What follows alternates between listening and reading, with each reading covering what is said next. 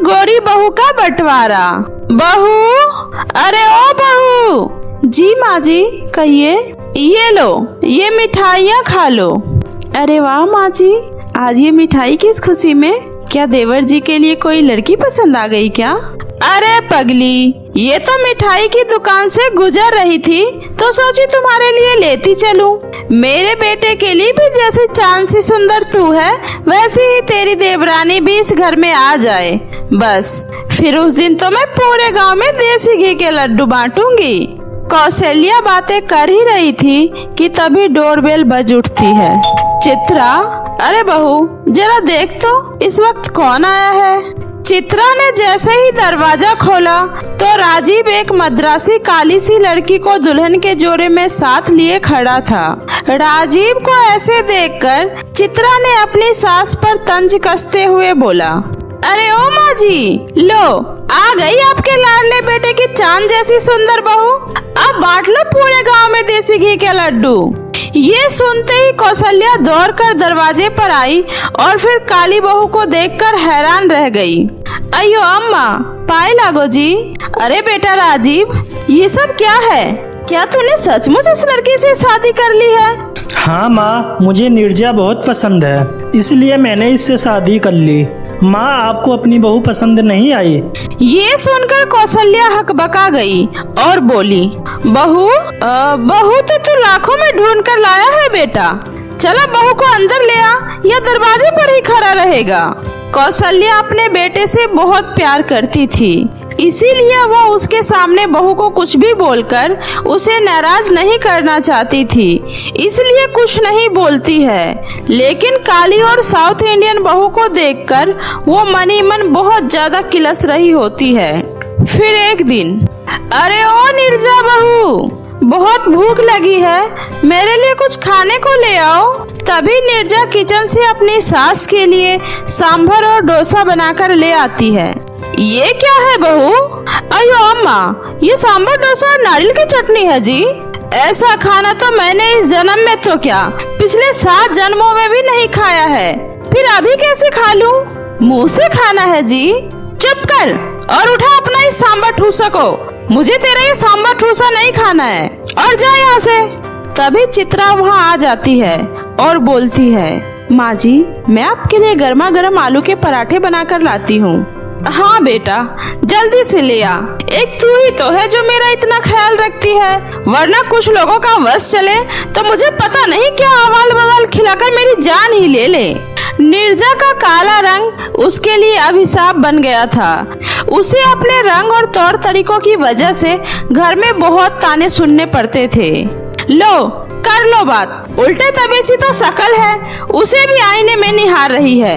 अरे ओ काली बहू, बहुत हुआ, बेचारे शीशे की तो लाज रख लो। ये कहकर कौशल्या जोर जोर से हंसने लगती है। ये सब देखकर नीरजा को बहुत ही ज्यादा बुरा लगता है। वो अपनी सास को कुछ नहीं बोलती है। अयो परमात्मा, ये हमारे साथ क्या हो गया जी? ये कैसा घर में भेज दिया तुम हमको? हमारी सास को तो देखो, उन्हें तो बस गोरी चमड़ी से ही प्यार है, उनको मेरे अंदर का कोमल हृदय तो दिखाई नहीं देता जी।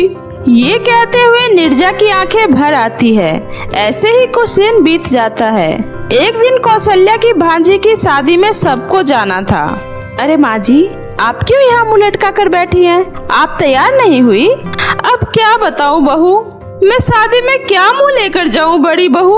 वहाँ पर इस काली कलूटी मद्रासन बहू को देखकर सब ताने कसेंगे, मुझसे ये सब बर्दाश्त नहीं होगा।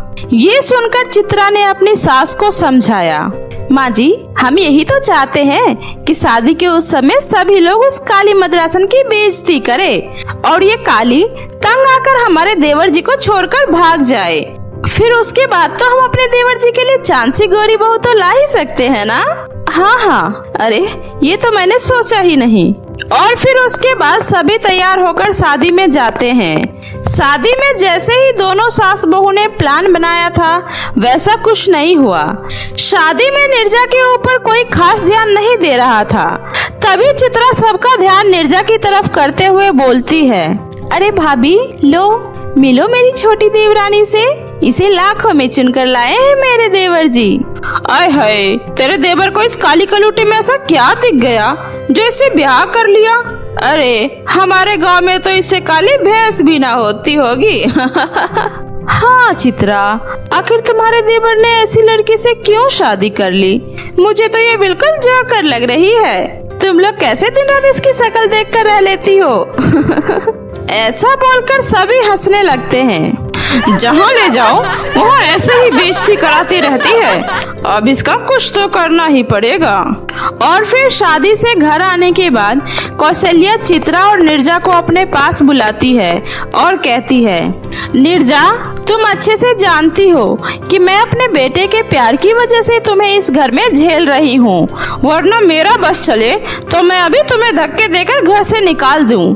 अच्छा, कान खोलकर सुन, आज के बाद तू हमारे घर के बगल वाले कमरे में रहेगी और खबरदार, जो आज के बाद मुझे या किसी को अपनी ये काली सूरत दिखाई तो हमने तुम्हें खुद से अलग कर दिया है और अब तू वहीं रहेगी। चित्रा बहू, जरा इस कलमुही का सामान लेकर बाहर दूसरे कमरे में पहुंचा दे। नीरजा रोते हुए घर के बाहर वाले कमरे में रहने चली जाती है। अयो, ये रोज रोज की बेइज्जती से तो अच्छा है कि मैं एक बार में ही अपना जान खो दूं। परमात्मा, ये हमको काली कलौटी बनाकर हम पर बड़ा ही जुल्म ढाया है जी। तभी चित्रा को एक औरत की आवाज सुनाई देती है। आईना ले लो, आईना ले लो बेटी, ऐसा आईना पूरी दुनिया में कहीं नहीं मिलेगा। आईना ले लो, आईना। ये सुनकर नीरजा गुस्से में बोली, अयो अम्मा, हमारा सूरत तो देखो जी, मैं ऐसा काला कलूटा चेहरे को आईने में क्या देखूं जी। ऐसे मायूस मत हो बेटी, बस एक बार मेरे आईने में अपना चेहरा देख कर तो देख, हो सकता है इसमें देखने से तेरे मन की मायूस कली खिल उठे। उस महिला के बार बार कहने पर नीरजा उस महिला के आईने में अपना चेहरा देखने के लिए तैयार हो गई। उसने जैसे ही उस आईने में खुद का चेहरा देखा तो मारे खुशी की उछल पड़ी। अयो अम्मा, ये कैसा चमत्कार है जी, हमारा काला रंग तो आईने में देखते ही निखरा निखरा और गोरा गोरा हो गया जी। हमें ये आईना चाहिए जी। आईना चाहिए तो इसे ले जाओ बेटी, पर ऐसे ही हमेशा गोरी बनी रहने के लिए तुम्हें रोज एक बार इस आईने में अपना चेहरा जरूर देखना होगा। ये सुनकर नीरजा बोली, ठीक है जी अम्मा। और कुछ ये है बेटी, अगर तुम्हारे अलावा किसी और ने इस आईने में अपना चेहरा देख लिया तो तुम्हारा ये काला रंग उसके ऊपर चढ़ जाएगा। ऐसा क्या उसका रंग फिर वापस नहीं आ पाएगा जी? उसके लिए तुम्हें फिर से इस आईने में देखना होगा और उसके बाद जब तुम इस आईने में देखोगी तो उसका रंग वापस आ जाएगा, पर तुम्हारा रंग हमेशा के लिए फिर से काला होकर रह जाएगा। नीरजा पैसे देकर उस औरत से वो आईना खरीद लेती है। इधर नीरजा का गोरा और सुंदर चेहरा देखकर चित्रा और उसकी सास हैरान हो जाती है। अरे, ये मद्रासन बहू तो एकदम से बड़ी सी सुंदर हो गई है, ये चमत्कार कैसे हो गया? अरे नीरजा बहू, मुझे माफ कर दे बेटा, मैंने तुम्हें अपने घर से अलग कर दिया था, मुझसे भूल हो गई। अगले हफ्ते ही मेरा बेटा राजीव शहर से आ रहा है और मैं चाहती हूँ उसके आने से पहले सब मिलजुल कर खुशी से एक साथ रहे। मैं तेरे आगे हाथ जोड़ती हूँ बेटी, मेरे बेटे को इस बंटवारे के बारे में कुछ मत बताना और चल घर में चल बेटी। फिक्र मत करिए माँ जी, मैं किसी से कुछ नहीं बोलूंगी। माँ जी, मैं आपके लिए खीर और पूरी बनाने जा रही हूँ। चित्रा दीदी, आपको क्या खाना है? अरे बहू, खीर पूरी, ये सब तुमने कब बनाना सीखा? माँ जी, यूट्यूब है ना, इसे देखकर मैंने सारे इंडियन डिश बनाना सीख गई हूँ। नीरजा में अचानक से हुए ये सब परिवर्तन के बाद कौशल्या दिन रात अपनी छोटी बहू नीरजा की ही बड़ाई करने लगी और वो इतनी ज्यादा खुश हुई कि पूरे मोहल्ले की औरतों को अपने घर पर दावत पर बुला लिया। अरे जानकी, गौरी तो मेरी बड़ी बहू भी है, पर छोटी बहू के मुकाबले कम ही गोरी है। छोटी बहू तो मेरी बिल्कुल परी है, परी।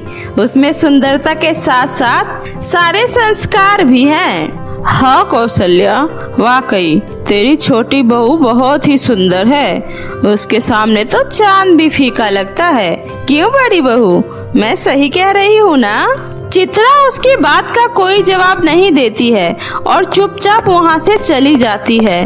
और उस दिन से चित्रा नीरजा से जलने लगती है। जरूर इस नीरजा के हाथ कोई जादुई चीज लगी है, वरना ये कोयले जैसे दिखने वाला शरीर एकदम से मुझसे भी ज्यादा गोरा कभी नहीं हो सकता। इस रात से तो पर्दा उठाना ही होगा। ये सोचकर चित्रा उस पर नजर रखने लगती है और एक दिन चित्रा नीरजा को उस जादुई आईने में देखते हुए देख लेती है। अच्छा, तो ये है इसके गोरे होने का राज। फिर तो मुझे भी इस आईने में एक बार देख ही लेना चाहिए।